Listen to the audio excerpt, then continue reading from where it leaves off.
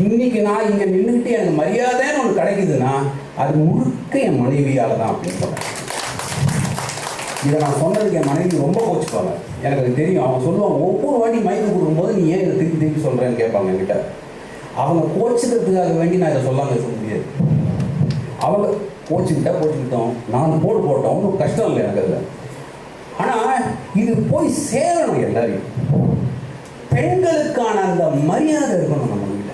இந்த சமுதாயம் பெண்கள் இல்லாமல் போயிருந்தா இந்த சமுதாயம் என்னைக்கோ சீர்கெட்டு போயிடும். ஆண்கள் தப்பா போனா கூட பயப்பட மாட்டாங்க யாருமே, ஏன்னா பெண்கள் காப்பாற்றிடுவாங்க. பெண்களை மதிக்கிற அந்த சமுதாயத்துக்கு இந்த இலக்கியங்கள் அந்த மரியாதையை கொடுக்கணும். அது ரொம்ப முக்கியம்.